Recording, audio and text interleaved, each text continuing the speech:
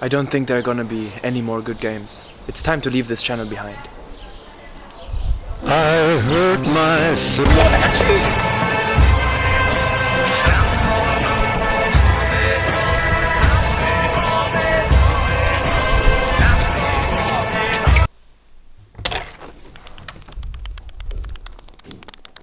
Anton!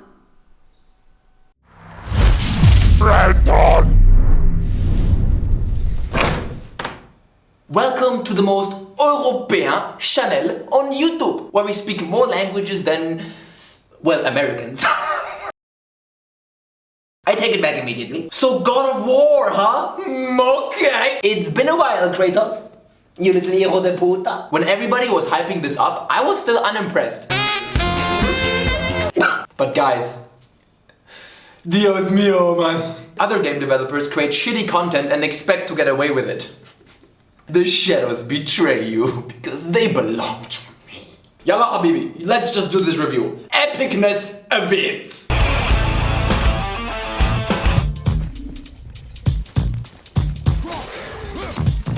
Now this is a story all about how.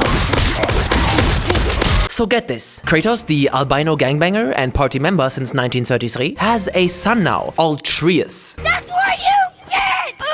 Think I'm afraid of you! Great kid, and they live together in a remote little cabin in the woods somewhere up north, far away from his city steps. After gathering some wood and climaxing in the forest, they perform the cremation of his wife and mother of his son. Oh, there do I see my mother.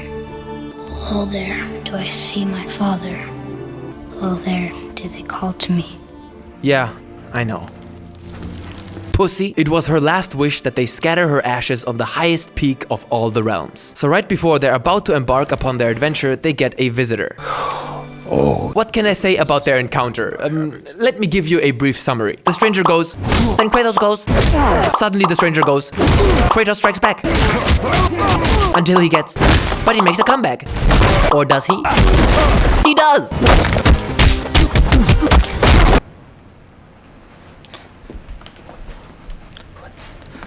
What the fuck is going on here? Well, that's hard to say for now. All we know is that after that fight, Kratos looks like this. On the ground he lays, motionless in pain. He can see his life flashing before his eyes. So now the question is, who the fuck was that? Has Kratos' identity been compromised? In any case, now father and son have no choice but to skedaddle and make their way to the summit. Hopefully with no further interruptions. Right. It is very important to note right away that this is a different genre than the previous installments. They were hack and slash games. This one isn't. God of War 2018 is a third-person action adventure. You still play as Kratos. Suspect is a male cocaine. Suspect just picked up a tree. Who looks like the YouTuber ACG. Uncanny, I'll destroy your channel. Cocksucker!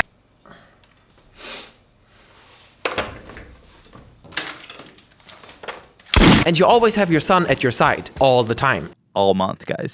The boy is famous. I want to clear the air right away. He doesn't require any direct commands or constant micromanaging. All you can do is order him to shoot at enemies or when you throw him up a wall to lower a chain, which is my advice to Mexicans. Other than that, he fights autonomously. Adventure games are known for their loosey-goosey style of progression, since they're not 100% open world like Skyrim, nor strictly separated into levels like a Call of Duty. You slowly unravel the world and explore dungeons step by step, similar to a Legend of Zelda game.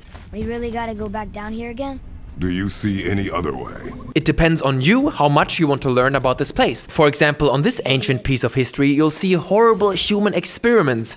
Reminds me a little of what the Germans did when they did to the so up next. At first, the world is full of weird objects that you can't interact with, and they demand you to come back at a later date once you have acquired the right skill or item. In many ways, God of War has taken major steps towards the RPG genre by adding a full-fledged equipment and crafting system. It may be a little overwhelming at first, but that's why you have Rantoni.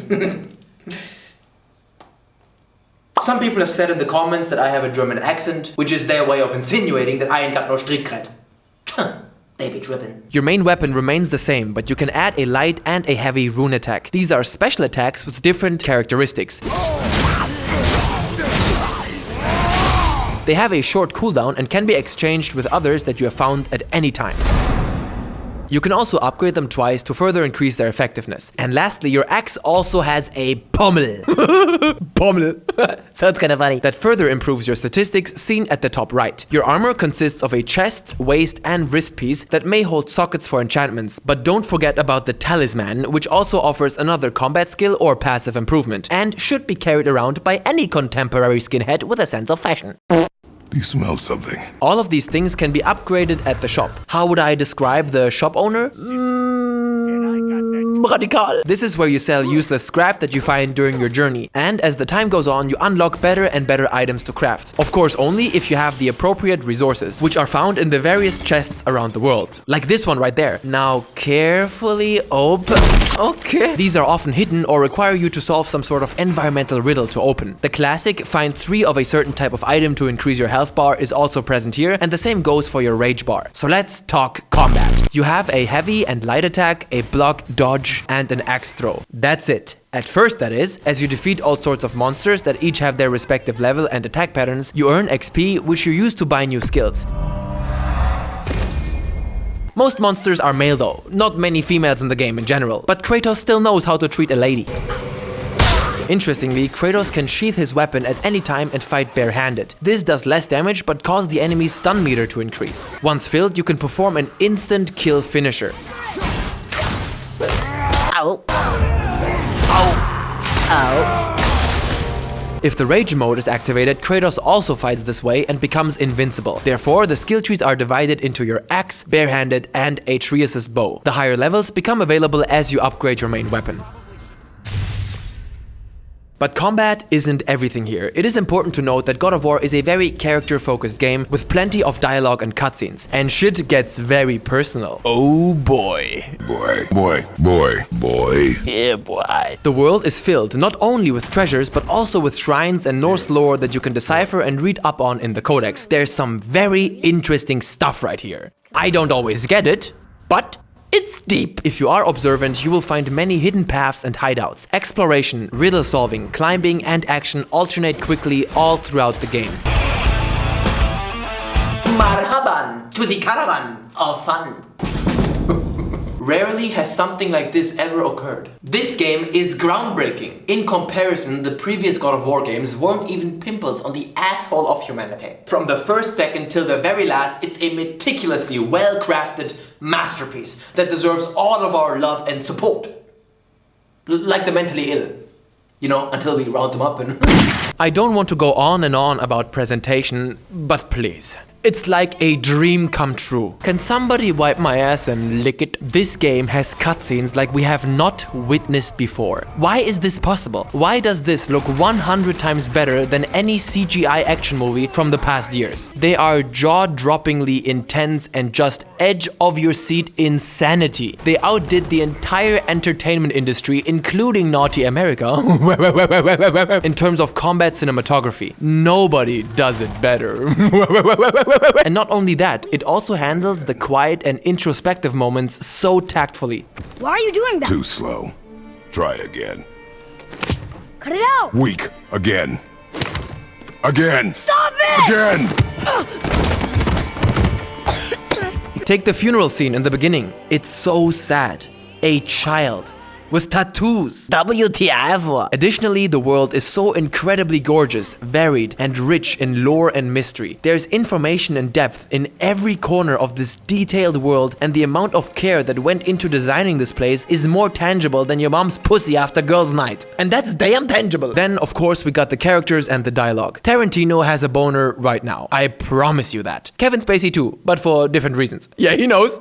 It never goes overboard. Every word that is spoken has a purpose. The interactions between Kratos and his son are relatable and interesting. Read this. Boy, what's that say? Only time you want to talk to me is when you need Do you want to tell me something? I said, the only time you care to talk to me is when you need me to translate for you. They feel like actual, real, existing people who have a lot to say to each other but are both embroiled in inner conflict. For instance, when they go hunting and Atreus has to kill the deer with his knife. No. Finish what you started. This is such an emotional moment.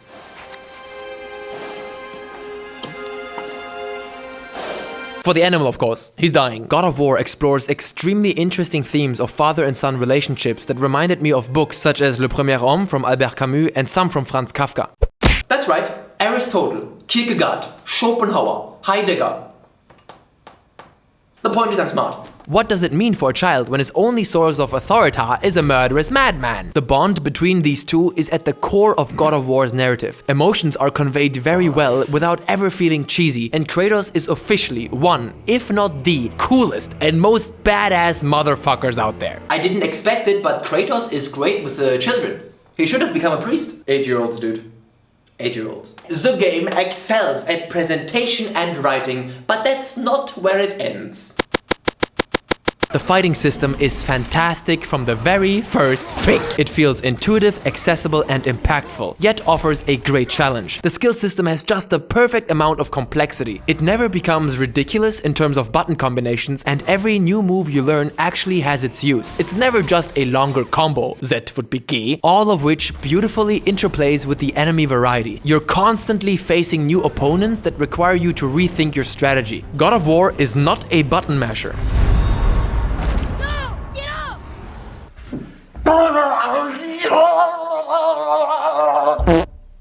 You have so many possibilities in combat that it never gets old and always feels intense. But now, hold on to your scrotum. I do want to mention one minor annoyance. The combat finisher animations do become a little repetitive later on. There are only about a handful and I was getting quite sick of seeing them. The main reason why everything about God of War feels so outstanding is pacing. This is probably the most well-paced game I've ever played. The different aspects, whether it's cutscenes, fighting, exploring, managing your character, nipples, each take turns so nothing will ever feel overbearing, dull, or too sexy. I especially appreciated the addition of an equipment system. You won't be overwhelmed by the amount of options here, but there is definitely enough to keep it fresh. I loved upgrading Kratos, and if a game adds visual armor, that's always a big plus in my book. Surprisingly, one of my favorite parts of the game was solving all these small environmental puzzles. I just couldn't get enough of this world full of wonder, and it just has the right amount of open world exploration. Now, I do want to talk about two issues that are somewhat connected, and I think these are not minor flaws. They actively bothered and disappointed me. The story itself is not particularly good. I'm not talking about the characters here, I'm talking story. So try to listen. The entire game is just a journey to the top of a mountain. That did not really excite me. I didn't feel any immediate threats or a necessity of the mission. They're making a voluntary trip and go through all these near-death situations just for that? It lacks focus and doesn't convey the meaning and purpose of the adventure well enough to build suspense. Also, I think that 2/3 into the game, it starts to drag quite a bit. Every time when you think you've made it, suddenly a new problem appears. That can work once or twice, but any more than that will seem pretty ridiculous.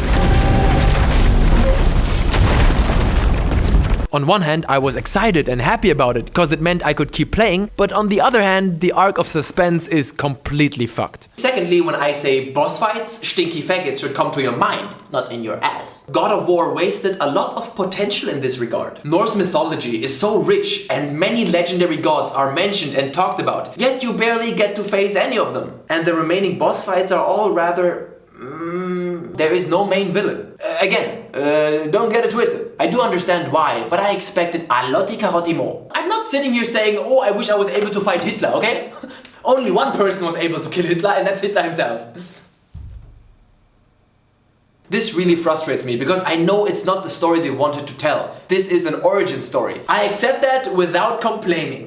But I fucking hate that shit, man. Think we'll get attacked again? Definitely.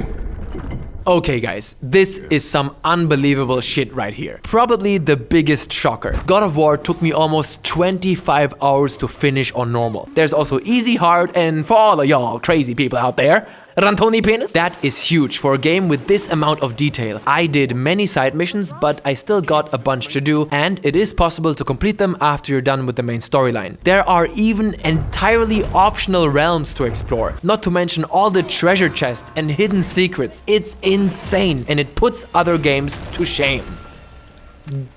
What a game! God of War is a masterpiece, so my final rating is a Almost 10 out of 10. Almost. How do they say in Sweden nowadays? It's Jaydun Jidden. That's it for today's episode. Please support me on Patreon. A cup of coffee a month makes a real difference for me. I'm your host, Ranton. Be brave, stay wild, and I'll see you on the next adventure. I just came up with that.